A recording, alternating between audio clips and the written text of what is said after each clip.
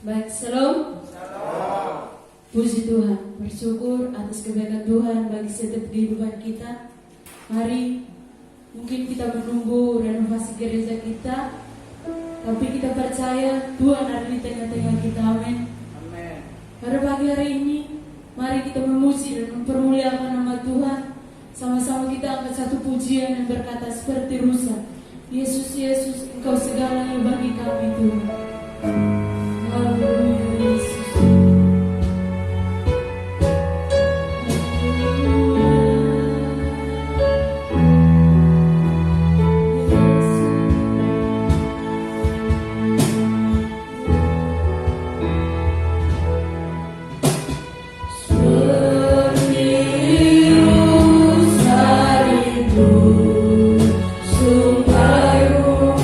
Jiwaku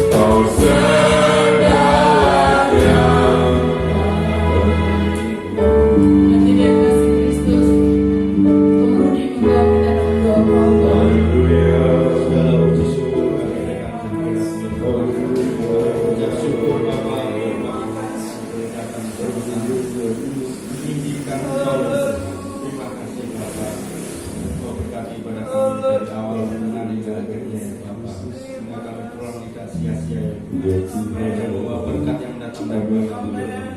Terima kasih Tuhan, kami siap memimpin dan memuji Engkau. Hanya di dalam nama Tuhan Yesus Kristus kami sudah berdoa dan mengucap syukur. Haleluya. Amin. Baik, silakan duduk. Ada haleluya. Puji Tuhan. Puji Tuhan.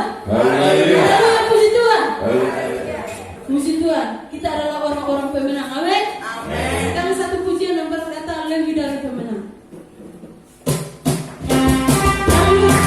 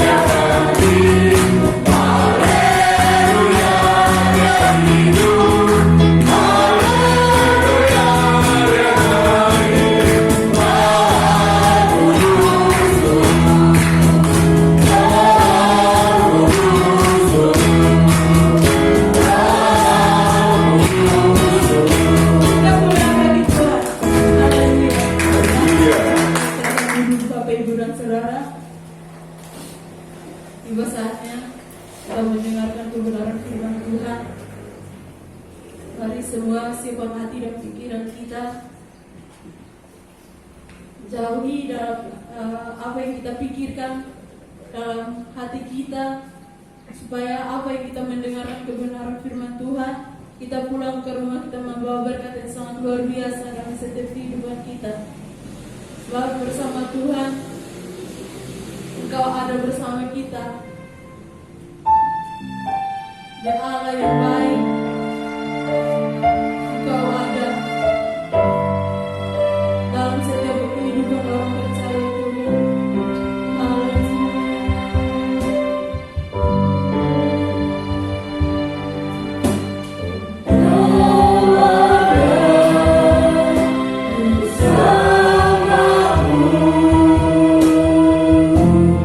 Di setiap musim hidupku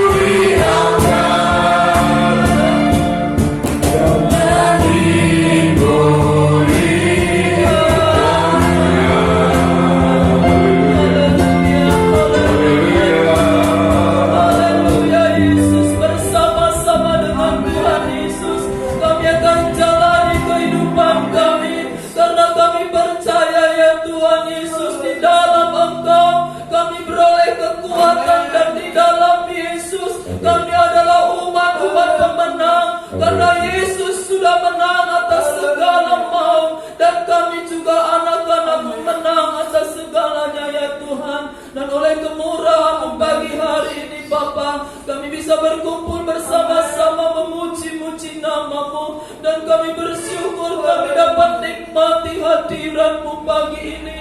Kami dapat merasakan kehadiran-Mu Tuhan, Allah yang kudus, Allah yang heran dan ajaib. Hadirat-Mu penuhi kami, Roh Kudus, hamba-Mu.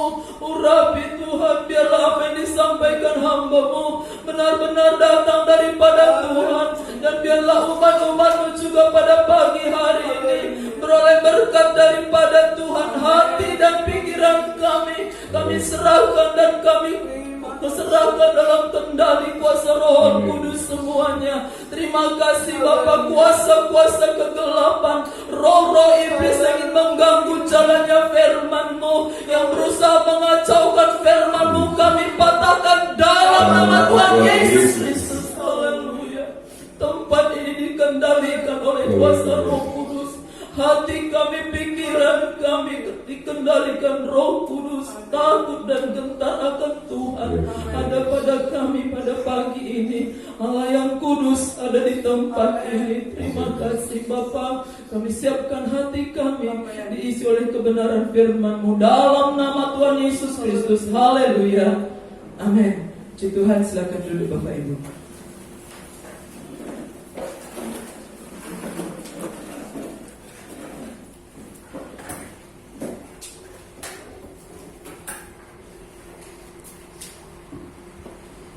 Puji Tuhan, selamat pagi semuanya. Amin. Kita bersyukur kembali pada pagi hari ini kita menikmati kebaikan Tuhan. Amin. Rahmat Tuhan berikan bagi kita. Kasih setianya yang tak pernah berkesudahan itu Tuhan berikan bagi kita. Puji Tuhan. Mari kita buka Alkitab kita di dalam Lukas pasal yang 21. Injil Lukas pasal 21. Kalau buka Yohanes terus saya mundur sedikit 21 ya. Lukas pasal 21. Kita baca dari ayat yang ke-34 sampai 36. Enggak ada LCD, mau enggak mau harus buka Alkitab semua. Yang kepanasan sini masih ada kursi, mungkin mau pindah atau sekalian berjemur ya silakan.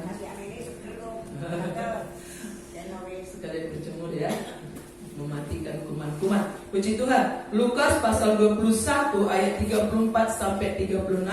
Kalau saudara sudah temukan, dengan hormat saya undang bangkit berdiri kembali.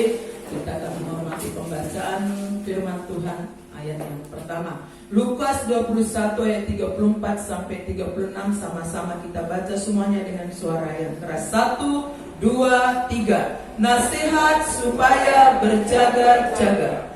Jagalah dirimu supaya hatimu jangan syarat oleh pesta pora dan kemamukan serta kepentingan-kepentingan duniawi, dan supaya hari Tuhan jangan dengan tiba-tiba jatuh ke atas dirimu seperti suatu jerat, sebab ia akan menimpa semua penduduk bumi ini.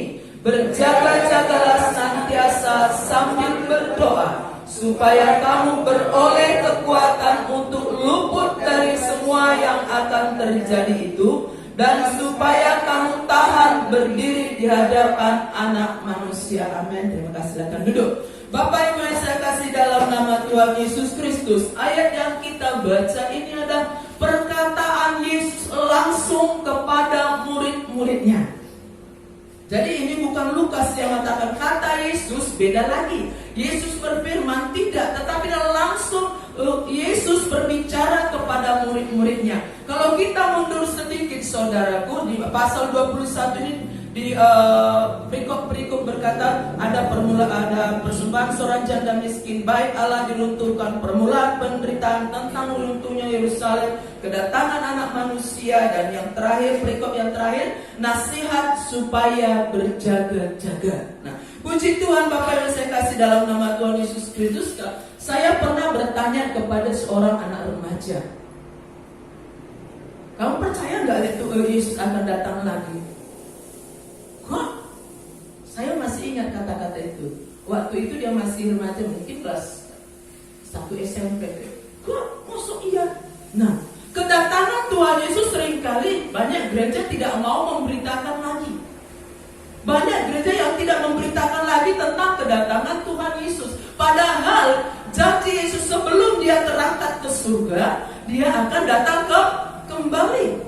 Dia akan datang kembali menjemput umat-umatnya yang tetap setia. Perhatikan saudara ya, bukan langkah awal yang menentukan, tetapi langkah akhir. Tetapi ketika kita tetap setia kepada Yesus, itulah yang akan membawa kita masuk di dalam kerajaan surga. Ketika Yesus datang kedua kali, apakah kedatangan Yesus yang kedua kali secara pribadi untuk kita? Paham maksud saya ya? Secara pribadi. Yesus datang secara pribadi untuk kita, menjemput kita.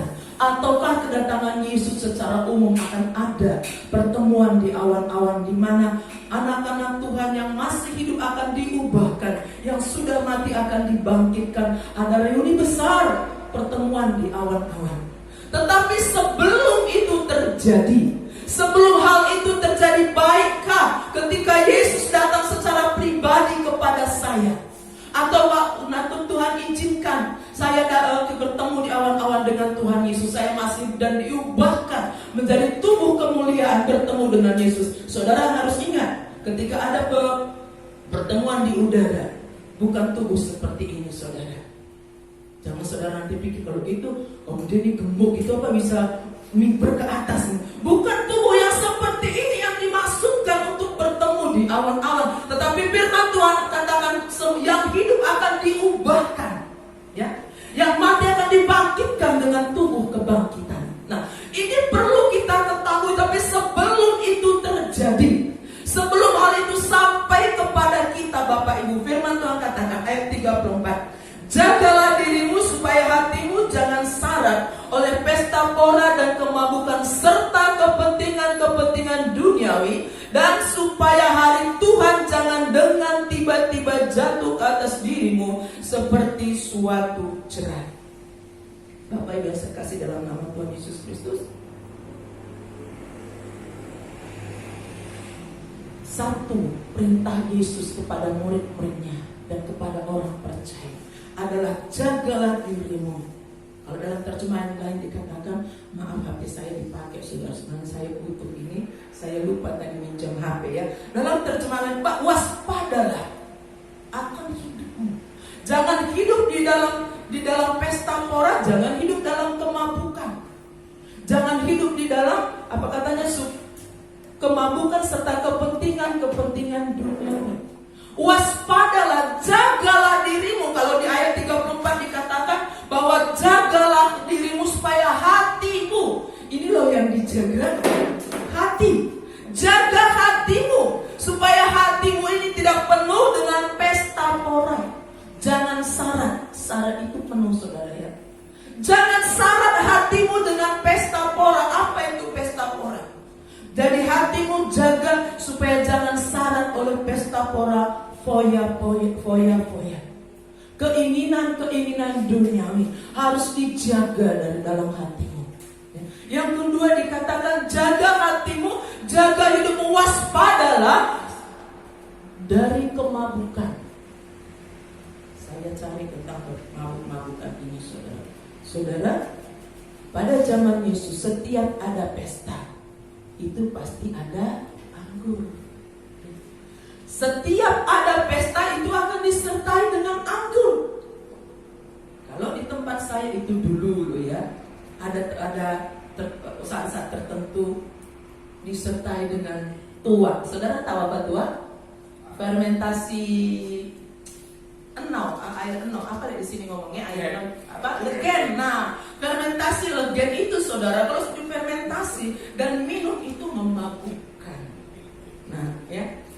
Tetapi firman Tuhan katakan jaga hatimu dari kemabukan, waspadalah, berjaga-jagalah sebelum hari Tuhan itu datang.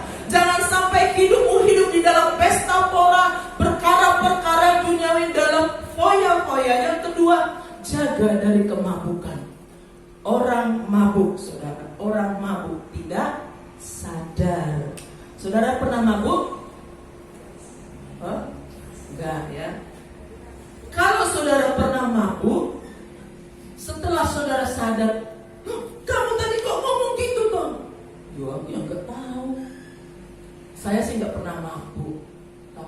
saksikan orang mabuk sering. Di sini nggak ada ya. Saya nggak pernah saksikan orang mabuk di sini. Di tempat saya, adik saya sendiri mabuk, saudara. Dia minum sampai nggak sadar. Aku nggak disayang sama mamaku, yang disayang sama yang lain. Setelah sadar, saudara tahu apa dia? Kamu kok ngomong gitu tadi? Maksud si orang tua nggak sadar, nggak sayang? Aku nggak ngomong. Lah ini loh orang yang mabuk, kesadarannya hilang. Apa yang diucapkan itu pun dia tidak tahu lagi, tidak bisa membedakan baik atau buruk. Kamu buka pun bajunya semua dia nggak tahu. Bahkan di kampung saya dulu, saudara ya, ambek temennya karena memang sudah nggak sadar, gitu saudara ya. Buka bajunya di pakai selang disiram, saudara ya. Dibawa karena ada kamar mandi umum di tempat saya itu ya.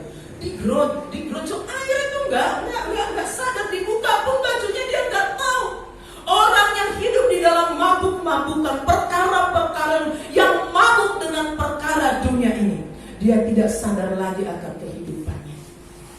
Kemudian dikatakan jagalah hatimu supaya jangan syarat dengan kepentingan duniawi. Kalau kita dapat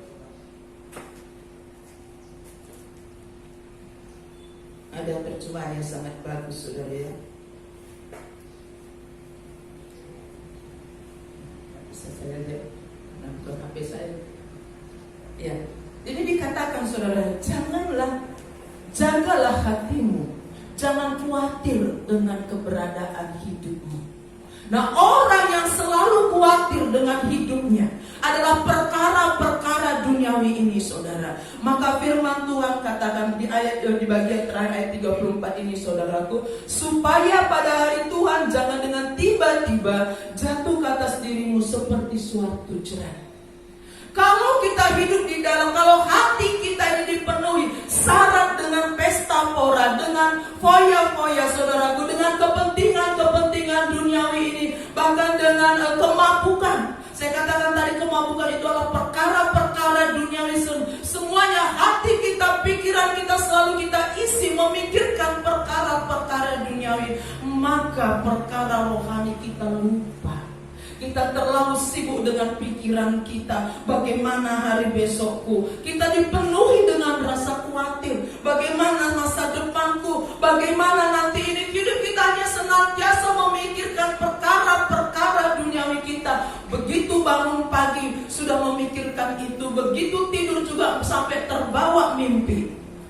Apa yang terjadi, saudara? Kita lupa memikirkan akan perkara-perkara rohani. Maka firman Tuhan katakan, saudara, supaya hari Tuhan jangan, ketika hari Tuhan tiba kepada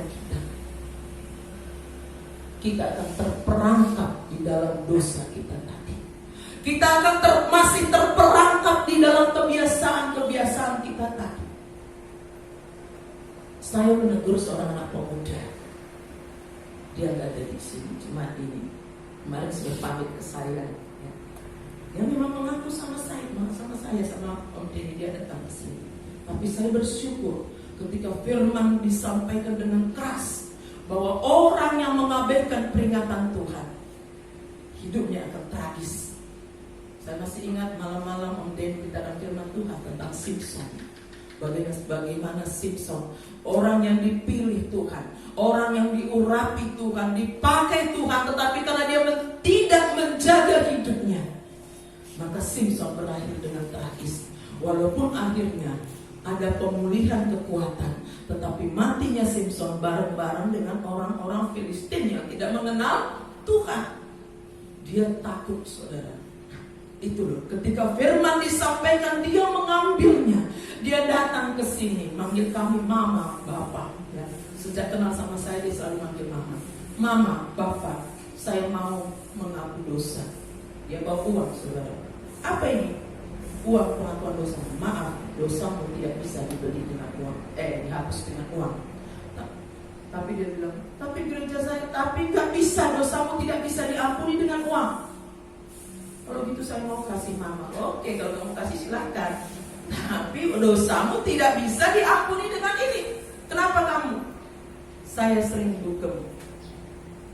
Kamu bisa masuk apa pergaulan bebas? Iya. Melakukan seks? Iya mama. Baik. Kami berdoa Tuhan ampun. Lepaskan mabuk ya. Yang minum ini mama saya belum bisa. Minum ini rasanya sukar mama. Tapi kamu harus bisa. Apa gunanya Roh Kudus? Apa gunanya Tuhan kalau kamu gak bisa? Ayo kamu bisa. Sibukkan diri kamu. Saya berusaha mama. Terakhir ketemu saya, bagaimana? Kamu masih minum? Kamu kan mau tes? Iya. Kalau nanti dites darah mengandung alkohol gimana? Kamu bawa pesawat, nanti pesawat mau oleng gara-gara mabuk gimana? Ini dia dengar nanti bebannya gak apa-apa. Saya mengasihi dia. Iya mama saya berusaha. Ketika dia pamit kemarin, saya gak lulus mama, gak apa-apa. Tuhan punya rencana baik. Ketika dia mendengar firman itu, hatinya berubah saudara. Saya mau tinggalkan itu mama. Saya mau tinggalkan itu bapak. Tapi saya ini gak mampu. Kami katakan Tuhan mampu. Tuhan mampu. Roh Kudus memampukan engkau. Sehingga ketika hari Tuhan itu datang, Tuhan berkata kepada saya dan saudara, sabarlah engkau hambaku yang setia. Hari Tuhan akan datang. Ayat 35 mengatakan sebab ia akan menimpa semua penduduk bumi. Tidak ada yang luput. Jangan kira orang yang tidak kenal Tuhan Yesus nanti mereka saja yang kena. Bukan. Semua manusia firman Tuhan katakan. Jadi hidup kudus itu, menjaga hati itu saudara, saya katakan pada pagi ini adalah satu persiapan untuk menghadapi kedatangan Tuhan Yesus. Satu persiapan untuk menghadapi ketika Yesus datang baik secara pribadi kepada saya atau ibu bapak. Kita siap karena hidup kita benar di hadapan Tuhan. Bukan kalau di Matius dikatakan bukan mereka yang berseru kepada Yesus, Tuhan, Tuhan siang dan malam yang akan masuk kerajaan surga. Tetapi Yesus berkata dalam mereka yang melakukan firman Tuhan. Saya katakan pagi hari ini, menjaga kekudusan hidupmu, menjaga hatimu itu adalah persiapan untuk menangguh kedatangan Tuhan Yesus. Sehingga ketika Yesus datang, haleluya, ketika Yesus datang kepada saya, entahkah besok ataukah lusa, saya siap Tuhan, hatiku siap. Siap engkau dengan hati. Siap engkau dengan, karena hari Tuhan dikatakan tiba-tiba jatuh. Engkau tidak tahu apakah sepulang dari sini besok, lusa, tahun depan atau 10 tahun lagi. Tapi ketika Yesus datang, Bapa, aku siap. Jaga hati, jaga hidup di hadapan Tuhan. Persiapkan hidup. Kita lanjut ayat 36. Berjaga-jagalah senantiasa sambil berdoa, supaya kamu beroleh kekuatan untuk luput dari semua yang akan terjadi itu, dan supaya kamu tahan berdiri di hadapan Anak Manusia.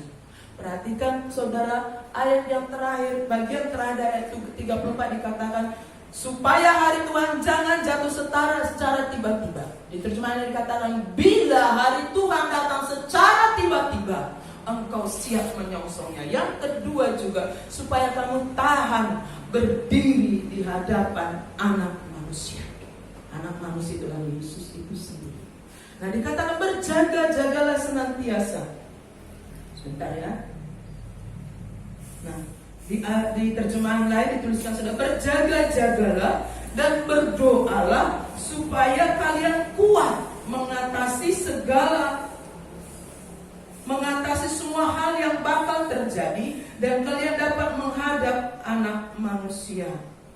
Yang saya mau bukan ini, saudara-saudara, terjemahannya ya.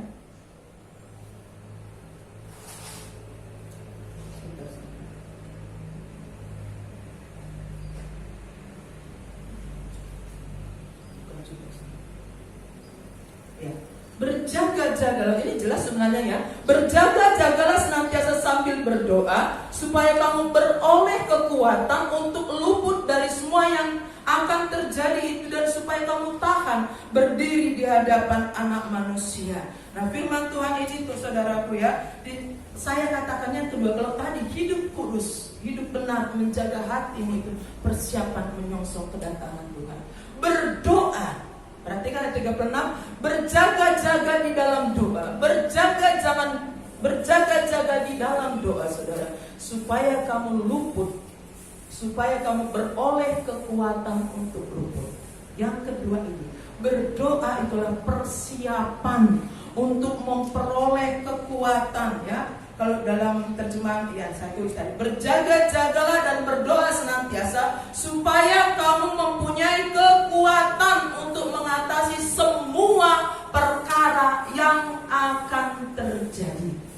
Berdoa, berjaga-jaga dengan berdoa, waspada dengan berdoa, saudara. Doa itu adalah persiapan supaya kita beroleh kekuatan mengatasi semua perkara yang akan terjadi. Akan itu sudah apa belum? Belum. Tetapi itu pasti. Coba perhatikan ayat 20, pasal 21 ayat 19. Bukan 19. Ayat 33.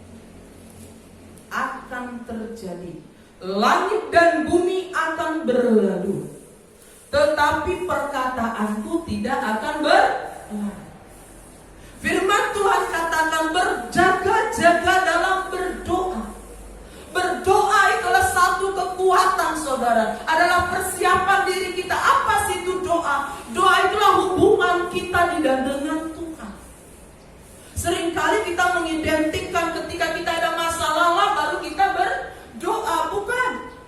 Ketika engkau besok pelayanan baru engkau berdoa, bukan.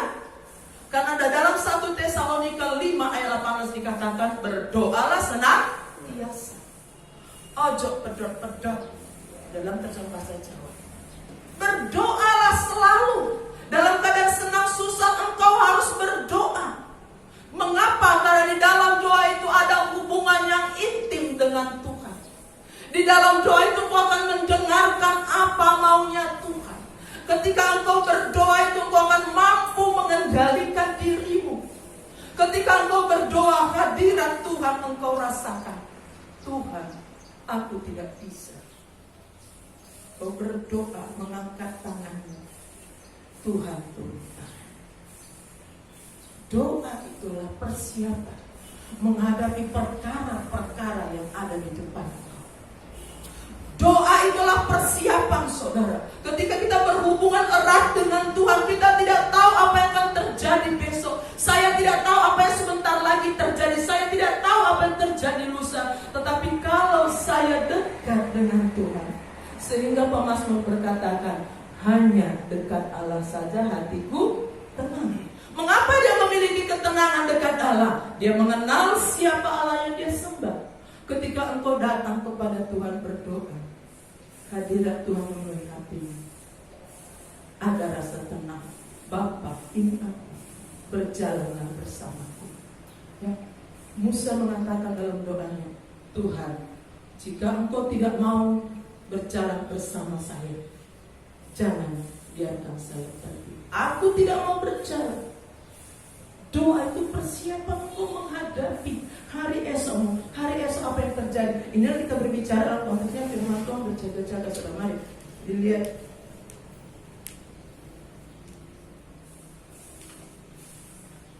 pasal 21 ayat yang ke-8. Apa yang akan terjadi? Bakal sudah terjadi dan bakal terjadi, akan tetap terjadi. Coba perhatikan ayat 8 dulu. 21 ayat 8. Jawabnya, waspadalah supaya kamu jangan disesatkan, sebab banyak orang akan datang dengan memakai namaku dan berkata, akulah dia, dan saatnya sudah dekat. Janganlah kamu ikuti mereka.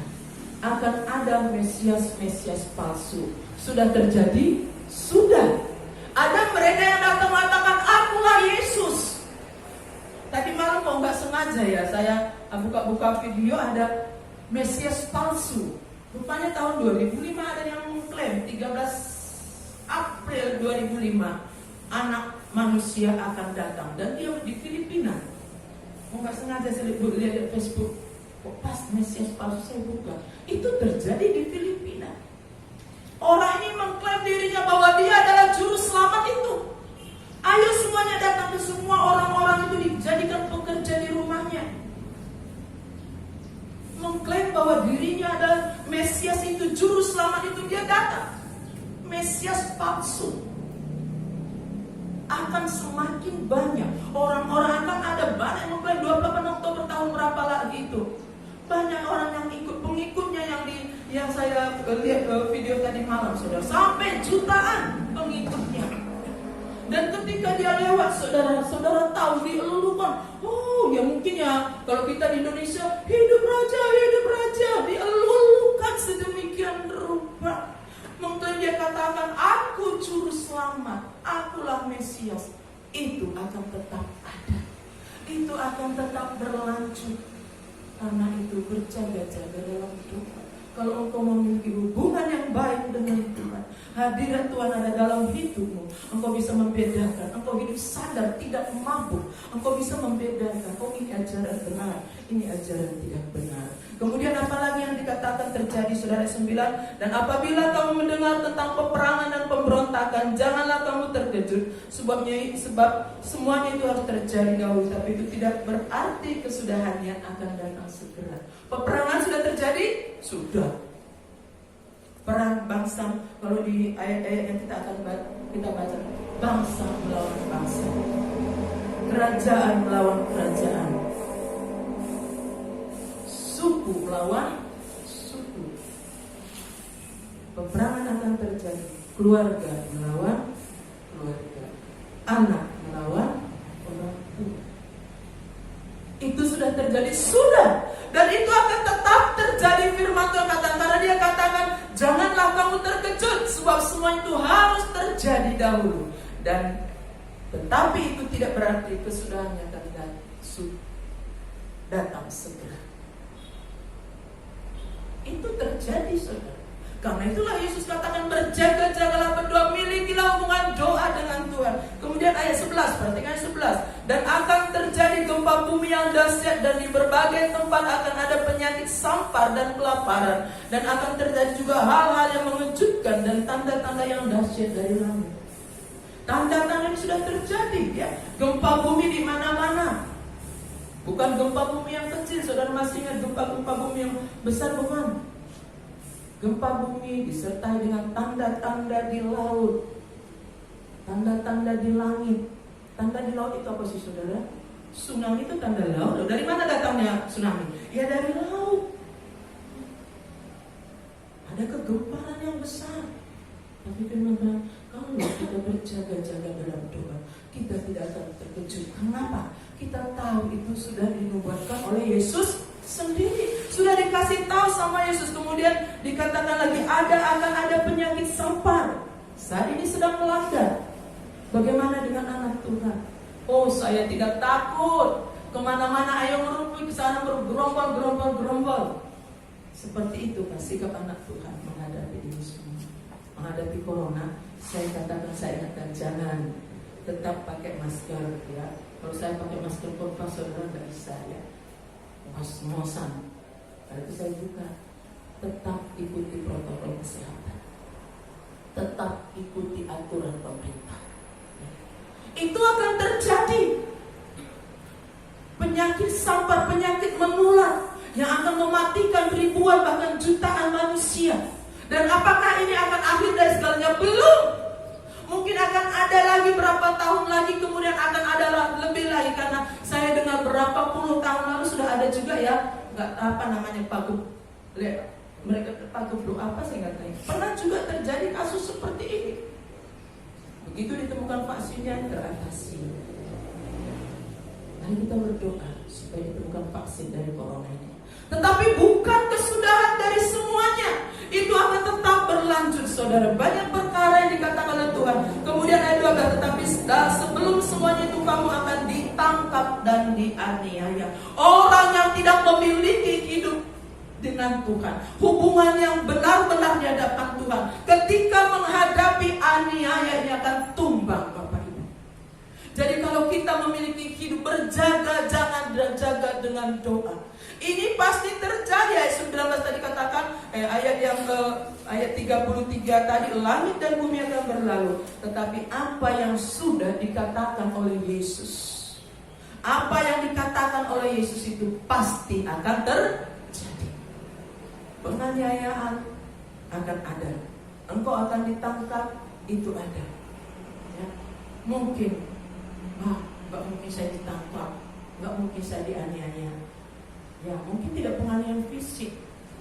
Ya engkau dilolok nabi sebagai orang Kristen. Apa yang kita alami? Tapi firman Tuhan menjamin kita. Kalau kita baca ayat-ayat berikutnya, firman Tuhan katakan, sebab itu tetapkanlah dalam hatimu. Ayat yang ayat 13 mulai, hal itu akan menjadi kesempatan bagimu untuk bersaksi. Sebab itu tetapkanlah dalam hatimu supaya kamu jangan memikirkan lebih dahulu pembelaanmu. Sebab aku sendiri akan memberikan kepadamu kata-kata hikmat, sehingga kamu tidak dapat ditentang atau dibantah oleh lawan-lawan.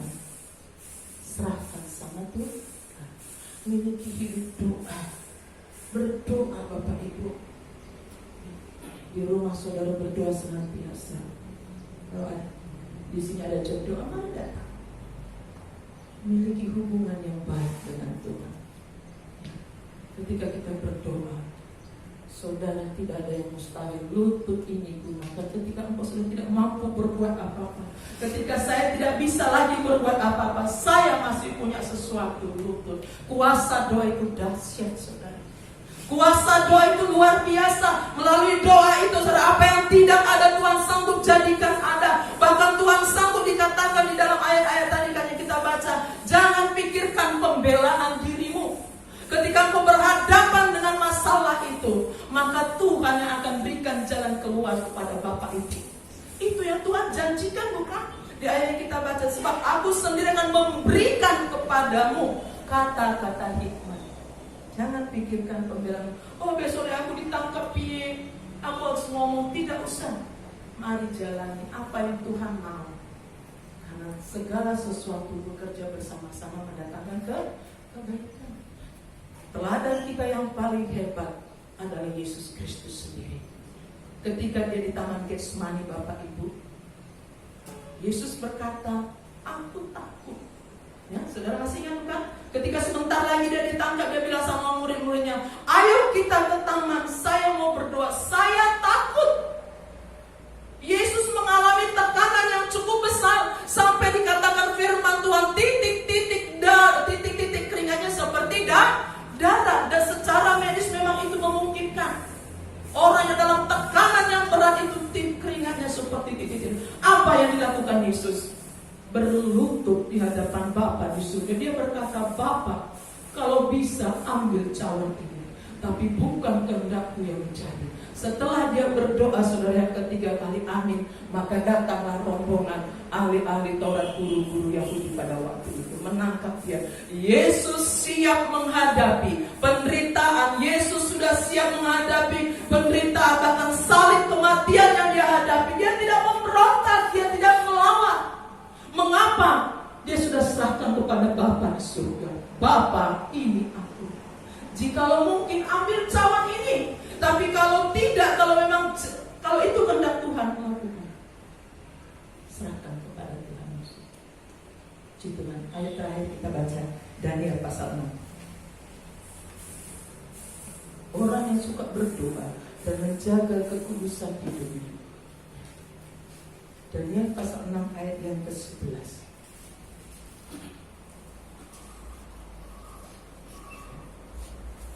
Ayat 11-12. Daniel 6 ayat 11 dan 12. Demi didengar Daniel bahwa surat perintah itu telah dibuat, pergilah ia ke rumahnya.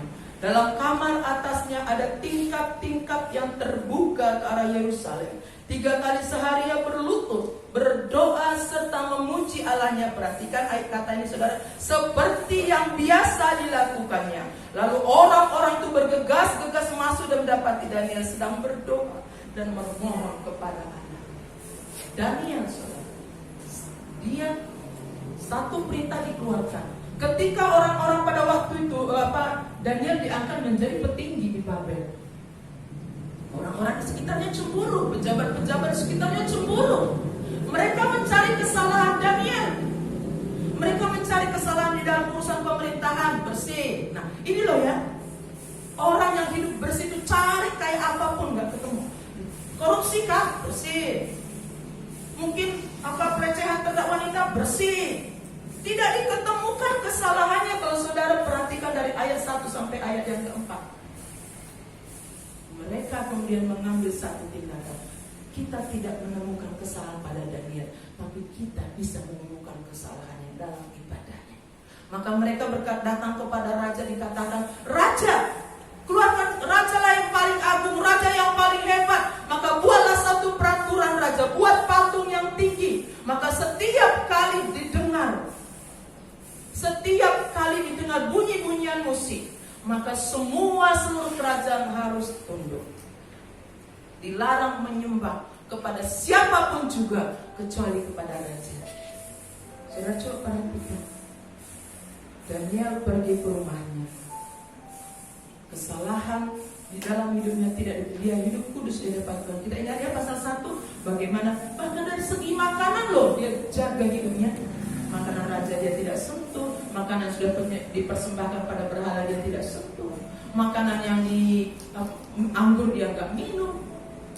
Kudus hidupnya, dia jaga hatinya, sehingga ketika dia diperhadapkan dengan masalahnya, dia membuka jendelanya, malahan dibuka jendelanya seperti biasa. Dia nggak takut. Oh, nanti kelihatan sama mereka, tutup, aku tandelik nang bawa kasur berdoa. Tidak seperti itu, dia buka. Dan dikatakan di dalam ayat bagian terakhir, berdoa. Dalam kamar atasnya ada tingkap-tingkap yang terbuka ke arah Yerusalem. 3 kali sehari dia berlutut, berdoa serta memuji Allahnya seperti yang biasa dia. Berarti sebelumnya dia sudah memiliki kehidupan doa yang luar biasa. Doa itu akan mengubahkan hati. Doa itu akan memberikan kemampuan kepadamu. Hubunganmu dengan Tuhan itu akan memberikan kemampuan untuk mengatasi. Firman Tuhan katakan di dalam ayat yang kita baca tadi, saudara, bahwa itu akan memberikan kekuatan kepada kita untuk mengatasi perkara-perkara yang akan terjadi. Hidup benar di hadapan Tuhan, senantiasa berdoa. Jaga hidup di hadapan Tuhan. Ketika Tuhan datang kepada saya dan saudara, hatiku siap Tuhan. Firman Tuhan, Yesus akan berkata, "Sabarlah kau hambaku yang setia, masuklah di dalam kerajaan." Haleluya. Yesus, haleluya. Terima kasih. Bersamamu Bapa, menghadapi semuanya. Engkau tidak sendiri menjalani hidupmu. Ada Yesus yang setia.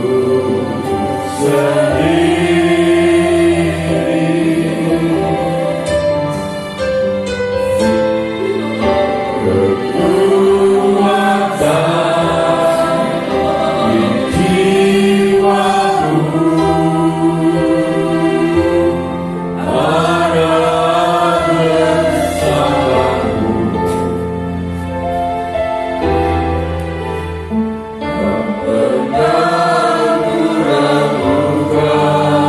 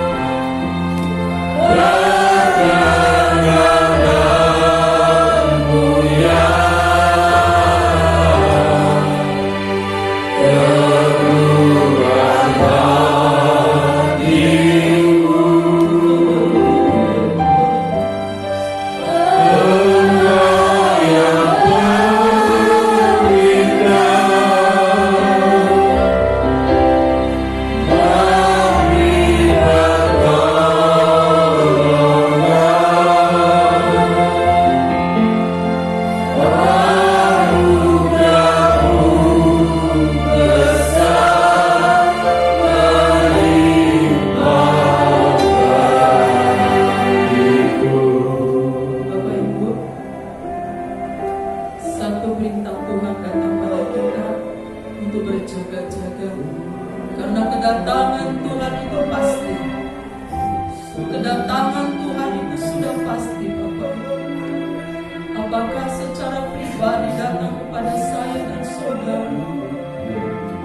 Saat dan waktunya kita tidak tahu. Tapi mari berjaga-jaga. Jagalah hidupmu senantiasa.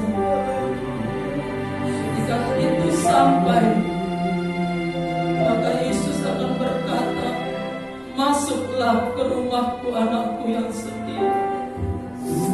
Ya Allah. Satu doa yang saya selalu naikkan, Tuhan, tolong jemaat Shalom supaya hidup kudus di hadapan Tuhan.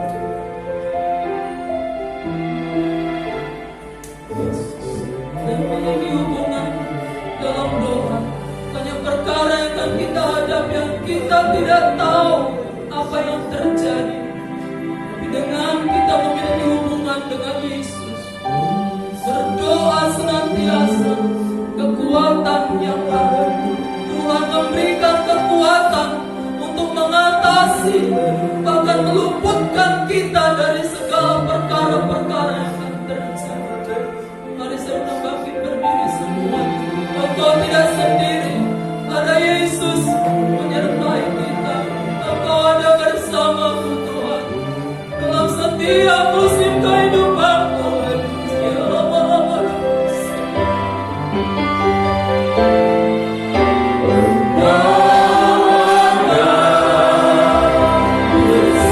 Bersamamu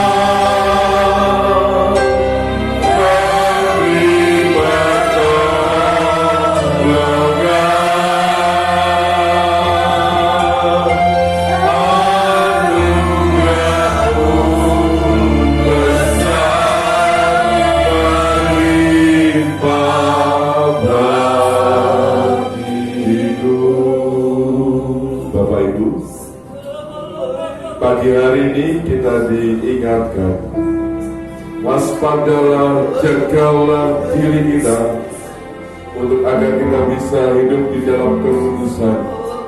Kita harus berwaspada juga terhadap pengajaran yang kita terima, sehingga hati kita boleh murni, dan pada saat Tuhan datang, baik secara pribadi, baik datang kedua kalinya, maka kita boleh siap. Mari kita mohonkan berkat Tuhan, kita mohonkan jamaah Tuhan, kekuatan dari Roh Kudus, agar kita boleh menjaga diri kita sendiri dan menjaga pengajaran-pengajaran yang ada.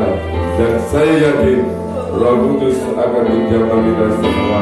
Mari kita nyanyikan lagu bersamamu Bapa, Tuhan kami semua bersama dalam Tuhan.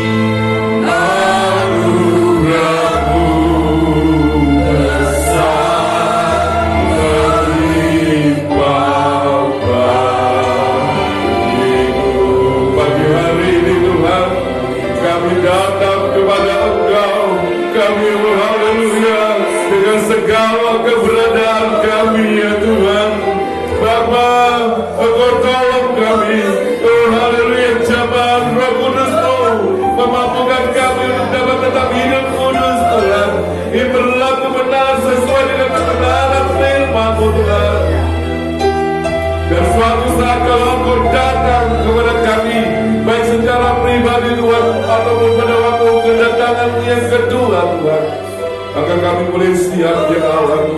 Terima kasih Tuhan Yesus, terima kasih, dan juga dengan Roh-Mu Tuhan kami boleh melakukan segala perkara.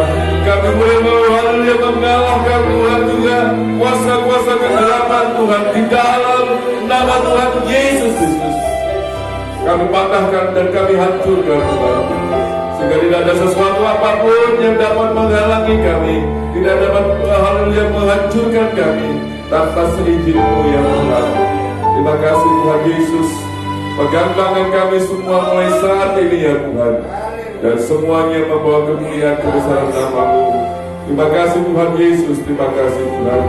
Dan kami semua akan pulang dengan menerima berkat yang daripada Allah Bapa, Putra dan Roh Kudus, yaitu berkat dari Tuhan Yesus Kristus.